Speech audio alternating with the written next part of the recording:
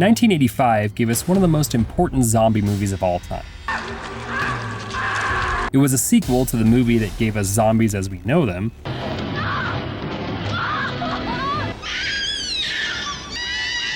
and probably signaled the end of the world on screen. Day of the Dead, you say? As much as I love that slow-paced closeout to George Romero's original trilogy, I'm talking about something a little different. I'm talking about running zombies that can't be killed, rabid weasels, What?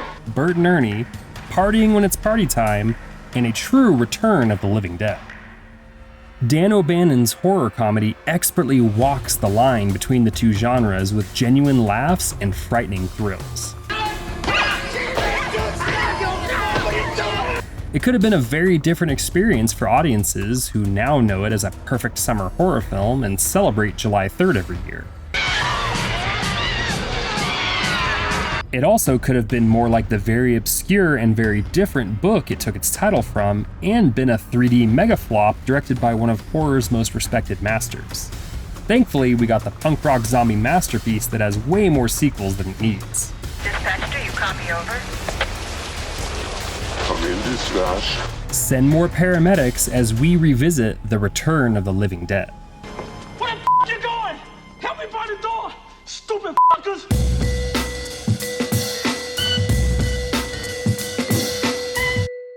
John Russo has nowhere the fame he maybe should have, as George Romero had a co-writer on the original Night of the Living Dead. While George was primarily known for his Dead movies, he was at least able to branch out from time to time with classics like Martin, The Crazies, Night Riders, and Creepshow, among others. Russo wasn't so lucky on film. Coming up, Tina. A quick look at his IMDb shows a couple other movies like Majorettes and Midnight, but those are both based on his own novels. Nearly everything else with his name on it is zombie related, especially his recut of Night of the Living Dead that was released in 1999.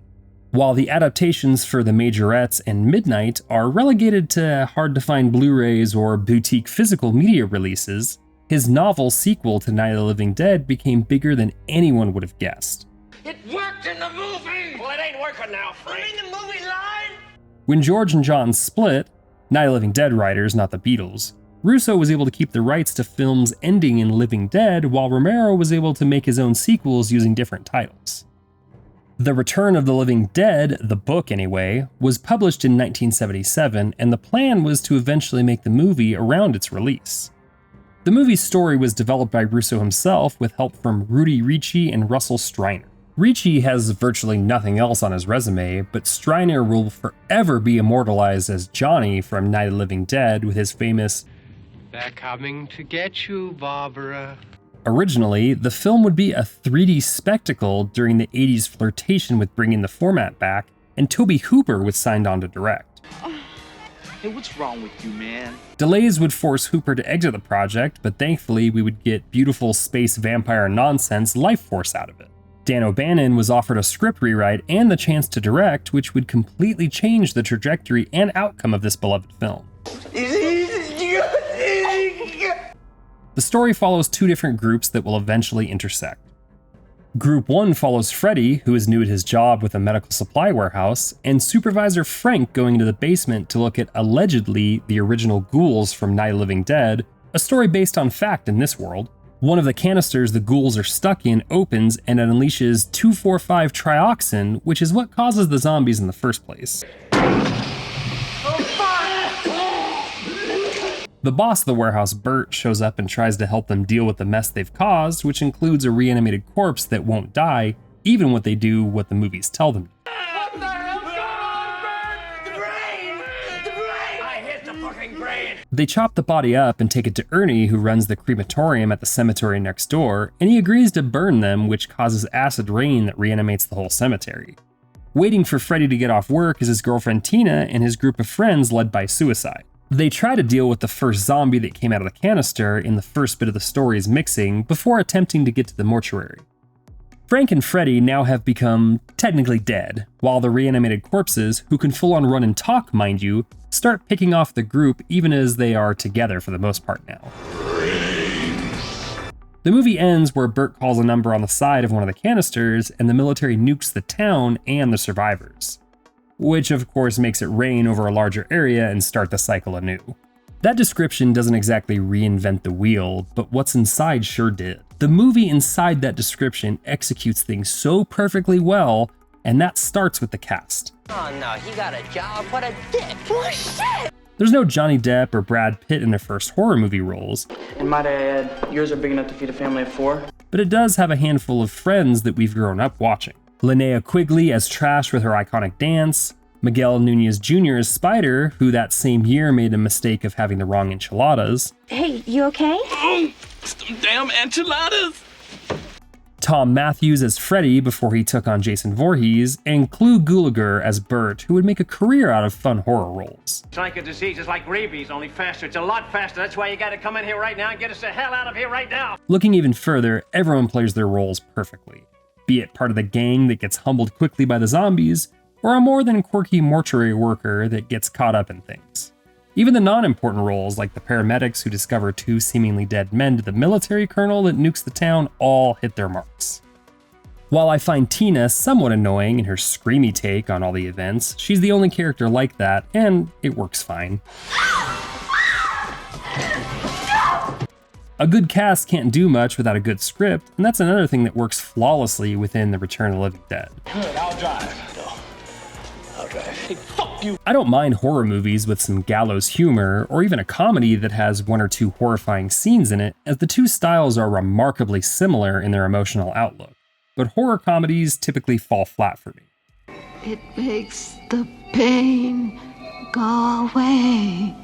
Things like Tremors, An American Werewolf in London, or Shaun of the Dead seem to be the outliers, but The Return of the Living Dead is the benchmark which all others can be measured. The humor is great, from James Cameron's facial acting to exchanges like, Stupid asshole! Watch your tongue, boy, if you like this job! Like this job! Spider warning everyone that Trash is taking off her clothes again, and zombies requesting more cops and paramedics, all hit just as good today as they did 40 years ago.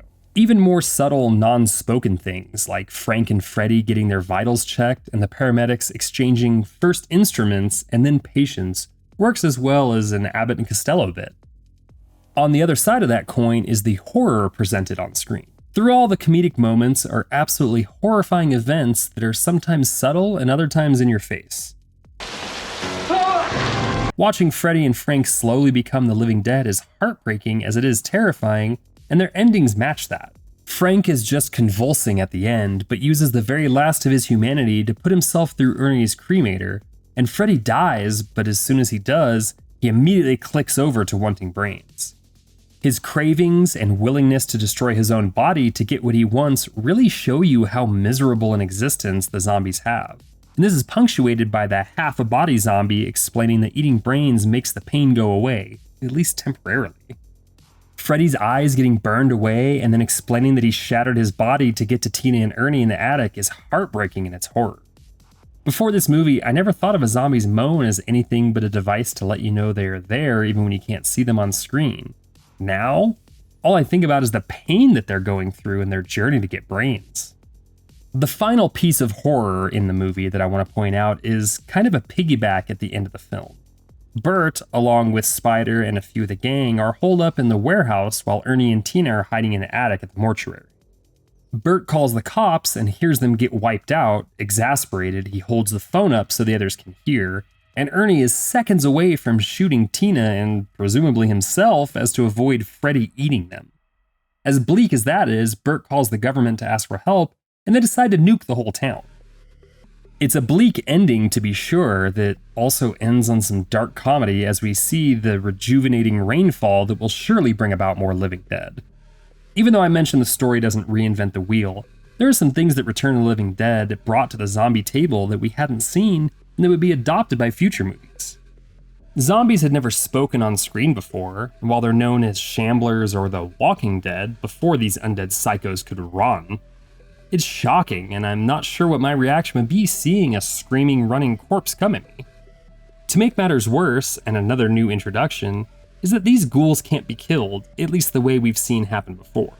You have to completely burn them, or hell, nuke them like the military does at the end, and destroy every piece.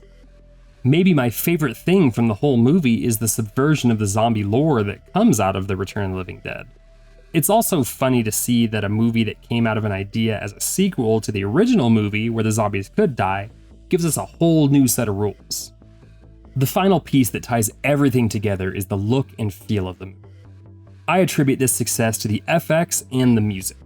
The music stands out whether it's the iconic score that plays over the intro credits, or the perfectly picked songs that accompany the gang running for their lives, or the audience being asked if they want to party as the dead crawl out of their graves. The special effects does their job in spades, but we almost didn't get what was seen on screen, or rather, we got a preview of it. The now infamous yellow zombie is part of the old guard special effects team that were completely changed after it was seen as subpar. What we got after is now legendary, with the Tarman zombie or half-woman mentioned. The blood spray from bites and the look of the undead all stand out as unique and a great time. While I don't love how Super Zombie Trash looks after her transformation, it's still a bang-up job with the makeup used. Even the poster, which mixes the theme and the villains together, has become iconic and one of the defining posters of the vaunted 80s decade. Really, about the only questionable part of Return's contribution to horror is its legacy. While the first entry is great and continues to be celebrated with 4K treatments and special features, its sequels are the very definition of the law of diminishing returns. Part 2 is a bonkers comedy, 3 is a horror love story, and 4 of 5 shouldn't have been made at all. Before we continue with our video, here's a reminder to click the store tab on any of our JoBlo channels and browse our collection of the latest and freshest designs in our merch store. Go get you some. A new entry is supposed to arrive in 2025, but to say I don't have high hopes is an understatement. I like death with sex. How about you, Casey? You like sex with death? Yeah, so fuck off and die. Even the original novel pales in comparison, and it should be noted that Russo also wrote the novelization of the movie, which chose to change nearly everything about his original story.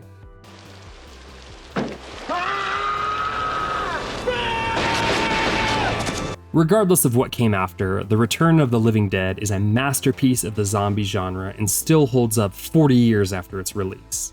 This year, instead of being afraid to go back into the water this summer, send more paramedics and cozy up to a 4K viewing of The Return of the Living Dead.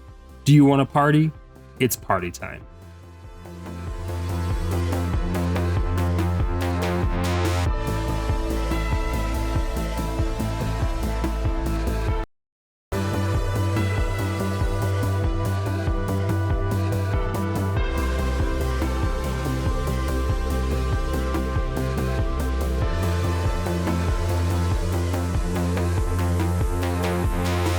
Thank you for clicking on our video, everybody. If you like what you saw here, please make sure you like the video and subscribe and share with your friends who like this sort of content. JoBlo was created by movie fans for movie fans, and we appreciate your support.